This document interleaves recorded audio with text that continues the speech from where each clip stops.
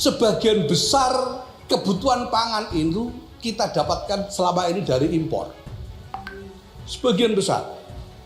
Saya tidak tahu persentasinya.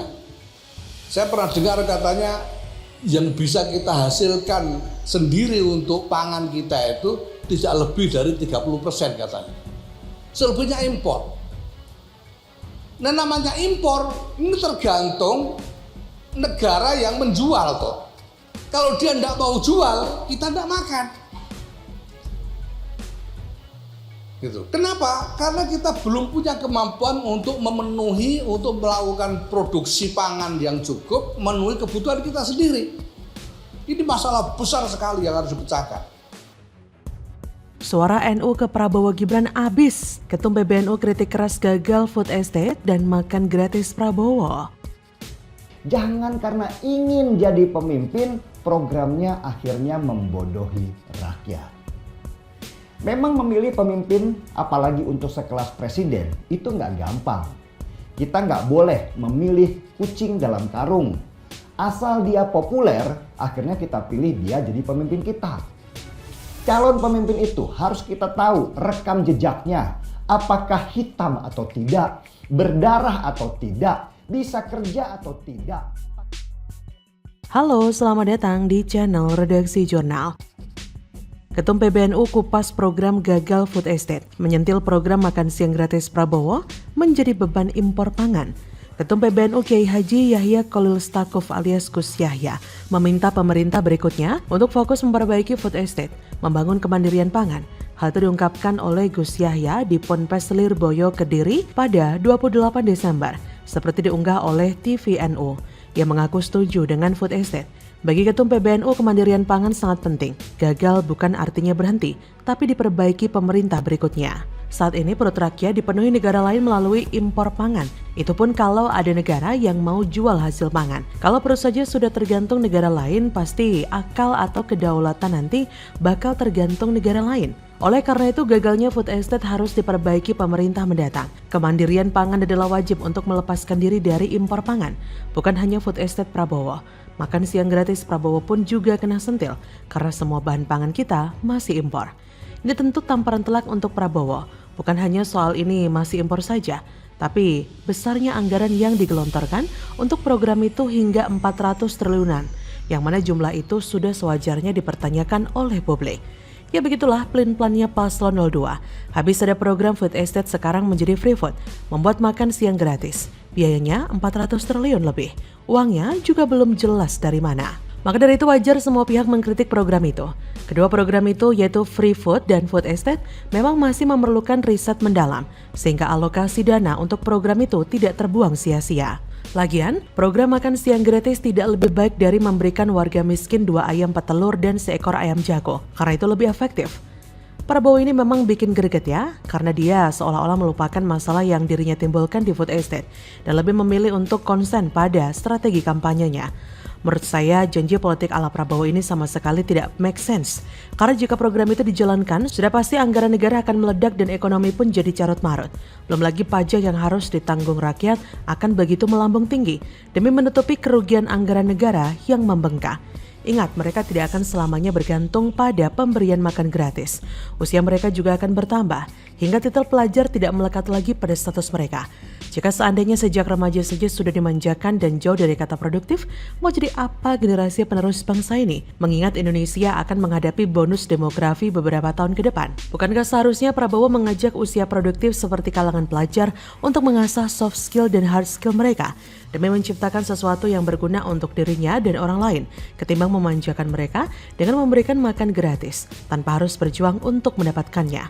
Harusnya Prabowo menempuh jalan itu, apalagi SDA di negara ini kan melimpah ruah, pun dengan SDM-nya, sehingga sudah menjadi kewajiban bagi pemimpin selanjutnya menggerakkan barisan kawula muda untuk termotivasi dan bertekad untuk bersinergi bersama, gotong royong, saling bahu-membahu, demi menciptakan generasi muda yang produktif bukan sekedar konsumtif. Jadi sudahlah Pak Prabowo, berpikir realistis saja, jangan melulu mimpi di siang bolong. Rakyat terutama anak muda zaman sekarang lebih memilih keluar dari zona nyaman. Banyak anak-anak muda yang zaman now ini mampu menghasilkan rezeki sendiri tanpa harus memakan kail yang dirimu berikan.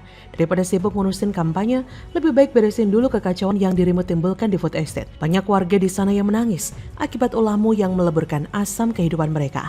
Bagaimana menurut Anda? Wah, wah, wah, wah.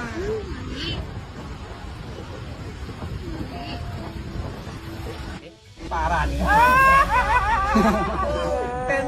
Tenang.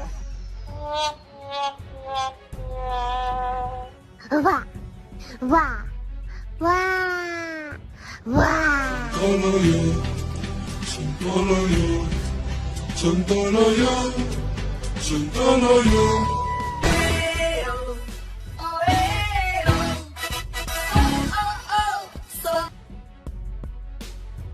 Kemarin konstitusi dilanggar, kini kubu 02 mulai seenaknya tabrak aturan. Terjeduk kamera warga, mobil kampanye Prabowo Gibran terabas jalur busway. Sanksi tegas wajib diberikan. Boleh deh, jadi anak muda, penuh ambisi boleh. Tapi harus ikut aturan dan taat konstitusi. Boleh loh, jadi anak muda, penuh ambisi boleh. Tapi jangan menghalalkan segala cara. Boleh loh, jadi anak muda nih, penuh ambisi, tapi hargai proses toh. Iya kan? Taat hukum. Itu maksud gua. Jangan main terabas saja, yang akhirnya nih bisa nimbulin rasa kekecewaan. Atau buat sakit hati banyak orang loh. Yang selama ini nih, dukung karir Mas Gibran. Kalau seperti ini, kan jadinya orang lihat kan, capres milenial atau Gen Z itu menghalalkan segala cara namanya. Halo, selamat datang di channel Redaksi Jurnal.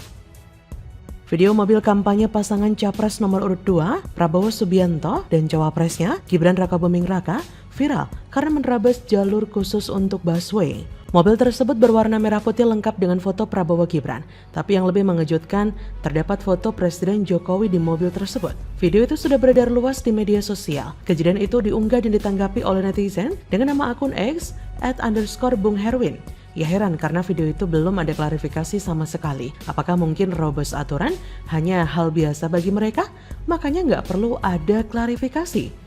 Dan itu tentu saja jadi bukti bahwasanya Prabowo Gibran tidak memiliki etika.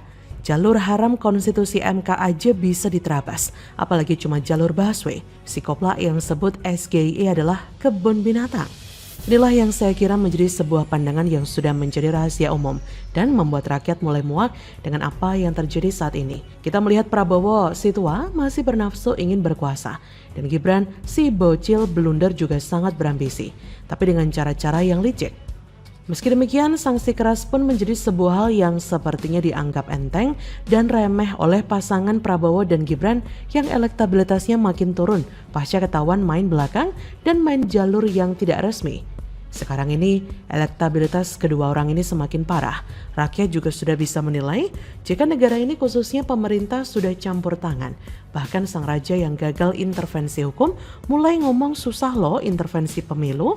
Alah, sudahlah, jangan bodohi rakyat. Karena masyarakat sudah mulai muak dengan drama-drama licik dan curang. Tak ada yang bisa dipercaya lagi, baik dari penegak hukum sampai dengan aparatur negara. Kenetralitasan mereka bagaikan sebuah formalitas belaka. Melihat kejadian seperti ini membuat saya teringat dengan istilah monoloyalitas di era Soeharto, di mana semua intervensi masif dilakukan.